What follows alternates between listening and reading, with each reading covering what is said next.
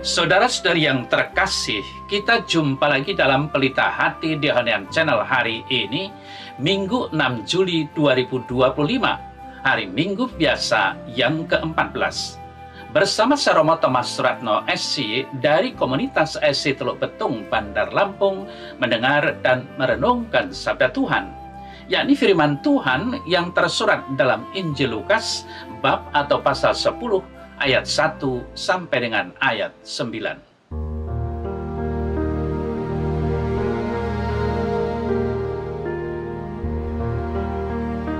Sekali peristiwa, Tuhan menunjuk 70 murid yang lain, lalu mengutus mereka berdua-dua mendahuluinya ke setiap kota dan tempat yang hendak dikunjunginya. Katanya kepada mereka, "Tuayan memang banyak, tetapi pekerja sedikit. Karena itu mintalah kepada Tuan yang empunya tuayan, supaya ia mengirimkan pekerja-pekerja untuk tuayan itu. Pergilah, sesungguhnya aku mengutus kamu seperti anak domba ke tengah-tengah serigala. Janganlah membawa pundi-pundi atau bekal atau kasut, dan janganlah memberi salam kepada siapapun selama dalam perjalanan. Kalau kamu masuki suatu rumah, katakanlah lebih dulu, damai sejahtera bagi rumah ini. Dan jikalau di situ ada orang yang layak menerima damai sejahtera, maka salammu itu akan tinggal atasnya. Tetapi jika tidak, salammu itu kembali kepadamu. Tinggallah dalam rumah itu, makan dan minumlah apa yang diberikan orang kepadamu. Sebab seorang pekerja patut mendapat upahnya. Janganlah berpindah-pindah rumah.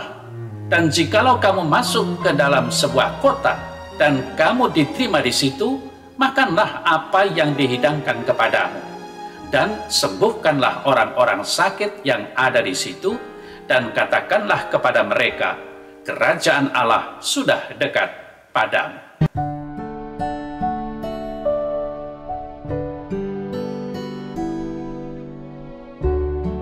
Saudara-saudari yang terkasih, sebagai orang beriman, kita semua dipanggil untuk mewartakan kerajaan Allah, supaya Allah meraja di dalam diri manusia.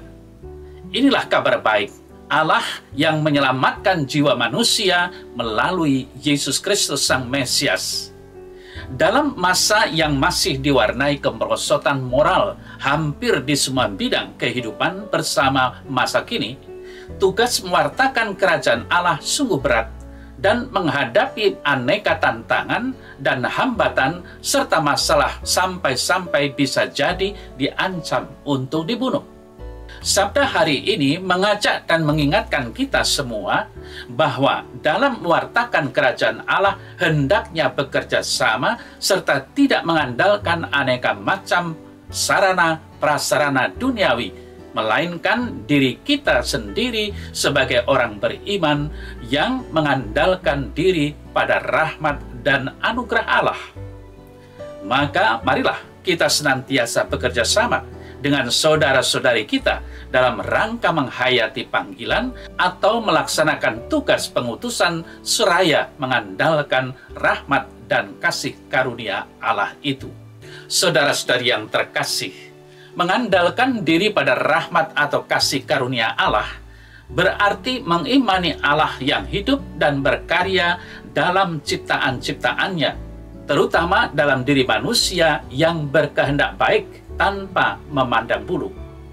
Cara hidup dan cara bertindak kita dimanapun dan kapanpun hendaknya berjiwa misioner, sehingga siapapun yang hidup bersama kita atau menyaksikan cara hidup dan cara bertindak kita tergerak untuk semakin beriman, semakin mempersembahkan diri seutuhnya kepada Allah dalam hidup sehari-hari. Kita berharap keluarga-keluarga dapat menjadi contoh dalam hal menghayati jiwa misioner dalam kebersamaan atau kerjasama. Saudara-saudari yang terkasih, Santo Paulus memberi kesaksian, "Tuhan telah mendampingi aku dan menguatkan aku, supaya dengan perantaraanku Injil diberitakan dengan sepenuhnya dan semua orang bukan Yahudi mendengarkannya. 2 Timotius 4 ayat 17. Kabar baik atau warta gembira bukan menjadi monopoli bangsa atau suku tertentu atau agama tertentu, melainkan diperuntukkan bagi semua orang, bagi seluruh dunia. Secara tertulis kita tahu, kitab suci telah diterjemahkan ke dalam berbagai bahasa yang ada di dunia ini. Dengan harapan apa yang tertulis di dalam kitab suci dapat difahami dan kemudian dihayati. Demikian juga isi kitab suci telah dipelajari dan dikomentari, entah secara tertulis dalam bentuk buku atau tulisan, atau lisan melalui aneka ceramah atau pengajaran, agar warta gembira semakin dihayati secara mendalam oleh berbagai kalangan atau profesi seseorang. Semuanya itu sungguh merupakan usaha dengan bantuan rahmat Allah, supaya dengan perantaraanku Injil atau warta gembira diberitakan dengan sepenuhnya dan semua orang mendengarkannya. Maka saudara-saudara yang terkasih, dengan ini diharapkan hendaknya di dalam keluarga-keluarga sering dibacakan atau diperdengarkan apa yang tertulis di dalam kitab suci. Syukur dapat setiap hari, walaupun bukan bulan September yang dikhususkan sebagai bulan kitab suci nasional. Sadarlah bahwa kitab suci pertama-tama dan terutama untuk dibaca dan didengar direnungkan, bukan untuk didiskusikan atau diperdebatkan. Saudara-saudara yang terkasih, dengan rendah hati saya katakan bahwa sekiranya apa yang saya sampaikan lewat renungan setiap hari ini atas dasar bacaan kitab suci sesuai dengan kalendarium liturgi Katolik, hendaknya sabda Allah atau firman Tuhan difungsikan untuk dibacakan dan didengarkan baik secara pribadi atau bersama keluarga atau dibagikan kepada sahabat, teman-teman, saudara.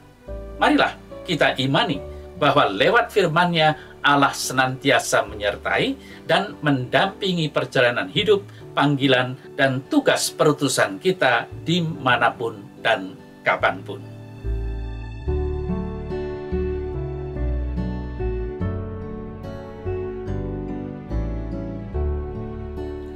Dalam nama Bapa dan Putra dan Roh Kudus. Amin.